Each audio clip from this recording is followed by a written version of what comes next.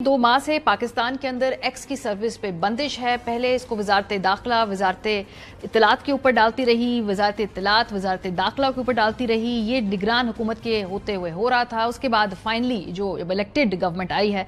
जो पहली रिपोर्ट वजारत दाखिला की तरफ से अब ये बाकायदा जामे तौर पर पेश की गई है। इसमें क्या कहा गया है क्विकली आपको बता दें। इस्लामाबाद हाई कोर्ट में जमा कराई गई रिपोर्ट में वजारत दाखिला ने फाइनली ये मौकफ अपनाया है कि एक्स की बंदिश का फैसला कौमी सलामती और अमन ओमान की सूरत हाल को बरकरार रखने के लिए किया गया है। रिपोर्ट में कहा गया है कि एक्स की बंदिश के खिलाफ दरख्वास्त कानून और हकायक के मुनाफी है, इसलिए दरख्वास्त काबिल समाअत ही नहीं है। वजारत दाखिला के मुताबिक एक्स पाकिस्तान में रजिस्टर्ड है, ना ही पाकिस्तानी कवानीन की पासदारी के मुआहदे का शराकतदार है। रिपोर्ट में यह दावा किया गया है कि एक्स की जानिब से प्लेटफॉर्म के गलत इस्तेमाल से मुतालिक हुकूमत पाकिस्तान की अहकामात की पासदारी नहीं की गई, इसलिए एक्स पर पाबंदी लगाना जरूरी थी। रिपोर्ट में इंकशाफ किया गया है कि इंटेलिजेंस एजेंसियों की दरख्वास्त पर वजारत दाखिला ने एक्स की बंदिश के अहकामात जारी किए, क्योंकि हुकूमत के पास एक्स की आर्जी बंदिश के अलावा और कोई रास्ता नहीं था। वजारत दाखिला की रिपोर्ट के मुताबिक चंद शर पसंद अनासिर की जानिब से अमन ओमान को नुकसान पहुंचाने और अदम इस्तेकाम को फरोग देने के लिए एक्स को बतौर आला इस्तेमाल किया जा रहा है। रिपोर्ट में बताया गया कि हुकूमत की जानिब से टिकटॉक पर भी पाबंदी लगाई गई थी, ये 2021 में जो लगी थी, लेकिन टिकटॉक की जानिब से पाकिस्तानी कवानीन की पासदारी के मुआहदे पर दस्तखत के बाद पाबंदी को खत्म कर दिया गया था। वजारत दाखिला ने करार दिया कि एक्स की बंदिश आइन के आर्टिकल 19 की खिलाफ वर्जी नहीं है। कौमी सलामती का ये मामला है, लेकिन इस दौरान हम देख रहे हैं कि हुकूमती वुज़रा, वजीर आजम समेत तमाम को गवर्नमेंट से बड़े शद्दोमत से इस एक्स को ही इस्तेमाल कर रही हैं। अगर इतना खतरनाक है तो इसको ज़राए इब्लाग के सबसे बड़े मीडियम के तौर पे हुकूमत इस्तेमाल क्यों करती है? अपनी सारी पीआर और पब्लिक रिलेशनिंग के लिए ट्विटर का इस्तेमाल क्यों हो रहा है? शहबाज शरीफ साहब जो वजीर आजम पाकिस्तान है, वीपीएन लगा के ट्वीट करते हैं इसी एक्स के जरिए, जिसके जो कौमी सलामती के जहाँ पे बड़े सख्त इशूज़ हैं। वजीर खारजा साहब जो हैं वो भी, पूरी काबीना इस वक्त एक्स इस्तेमाल कर रही है वीपीएन लगा के। जाहिर सी बात है ये हो रहा है। वजीर दाखिला साहब खुद ट्वीट कर रहे हैं, बड़े एक्टिव हैं, उनकी टीम ट्विटर के ऊपर, वो भी एक्स का इस्तेमाल कर रहे हैं। वजीर दिफा हमारे मुल्क के जो कौमी सलामती के हवाले से जो सारे एतराज़ात हैं, जो सारे खदशात हैं, उनको पसे पुश रखते हुए वो भी वीपीएन इस्तेमाल करके इस एक्स को इस्तेमाल कर रहे हैं। वजीर इत्तलात साहब खुद, क्योंकि एक बहुत बड़ी इंफॉर्मेशन का ये प्लेटफॉर्म है, इस ट्विटर को इस्तेमाल कर रहे हैं। ऐवान सदर, वजीर आला पंजाब, हर सूबे के वजीर आला बलोचिस्तान, हर कोई एक्स को इस्तेमाल तो कर रहा है, लेकिन उसको मुकम्मल तौर पे अभी उस डीरेगुलेट करने के बारे में क्या पॉलिसी है ये हमें मालूम नहीं है। अब्दुल मुईज़ जाफरी साहब जो कि माहिर कानून भी हैं, इस केस के लिए अदालतों में पेश भी होते हैं दरख्वास्त गुजार की तरफ से। वो मुईज़ साहब, अभी सूरत हाल ये है कि पूरी काबीना इस्तेमाल कर रही है खुद एक्स।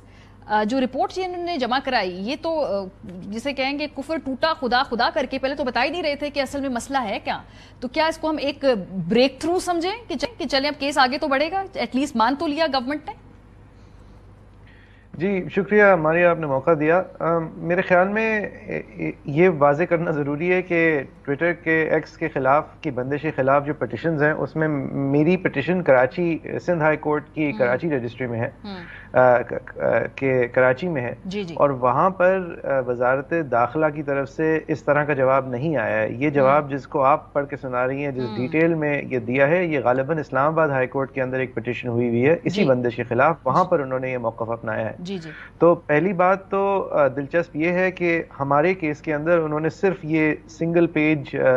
जो जवाब था, सिंगल पेज जो नोटिफिकेशन थी उसका हवाला दिया है और एक मुख्तसर तरीके से कहा है कि हमें खुफिया इदारों की तरफ से रिपोर्ट्स थी, लिहाजा हमने बंद कर दिया। और ये जो बाकी भी इन्होंने आरा दी हैं इस्लामाबाद हाई कोर्ट में, वो भी बातें तो इस तरह थोड़ी ज़्यादा हैं, थोड़ी ज़्यादा वैलिड दिखाने की कोशिश है कि ट्विटर से राब्ता नहीं हो पाया या क्या नहीं हुआ, लेकिन बात यह है कि जो कंटेंट है जिसके खिलाफ उनको इशू है, उस ऑनलाइन कंटेंट को जो इनके अपने बनाए करदा कवानीन है उसके तहत वो जो मवाद है ट्विटर पे, ऑनलाइन कंटेंट उस सोशल मीडिया प्लेटफॉर्म पे, उसको आइडेंटिफाई करना ज़रूरी है और उस प्लेटफॉर्म को लिख के 48 घंटे देना ज़रूरी है, जिसके बाद आप कोई और फिर काम कर सकते हैं, फाइन कर सकते हैं उस प्लेटफॉर्म को, या फिर उसकी बंदिश भी करवा सकते हैं जब तक कि वो आपके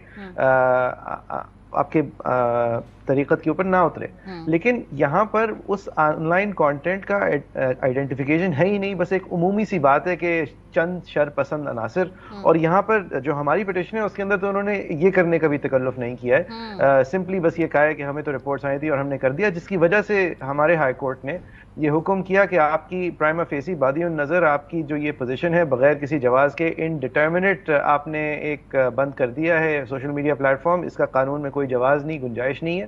اور لہٰذا آپ کو ہم ایک ہفتہ دیتے ہیں کہ آپ اپنے آپ سے اندرونی مشورہ کر کے حکومت کے اندر اس کو وڈرا کر لیں، ورنہ پھر ہمیں اگلی ڈیٹ پہ مناسب آرڈرز پاس کرنے پڑیں گے۔ اس پہ دو سوالات ہیں، تو سب سے پہلے کہ جو اس میں ٹک ٹاک کی بندش کا بھی حوالہ دیا گیا ہے، اس میں انہوں نے کہا کہ جیسے ٹک ٹاک کی انتظامیہ سے ہم نے بات چیت کی، اس کے بعد وہ کھلا، اس زمانے میں بھی ایک عدالتی فیصلہ تھا، اس کے نتیجے میں یہ بین لگا تھا، یہ اس طرح کے ارینجمنٹ کی غالباً بات ہو رہی ہے، لیکن ٹویٹر تو پاکستان میں رجسٹرڈ ہی نہیں ہے، تو یہ کوئی معاہدہ یا کوئی بات چیت ہے، کوئی ارینجمنٹ، کیا اس تک بات جائے گی، اس کے بعد یہ جو بندش ہے اس پہ کوئی آپ کو لگتا ہے کہ پروگرس ہوگی؟ یہاں سے معاملہ your guess is as good as mine. نہیں، دیکھیں میرے خیال میں اگر واقعی میں یہ وجہ ہوتی نا کہ شرپسند عناصر ہوتے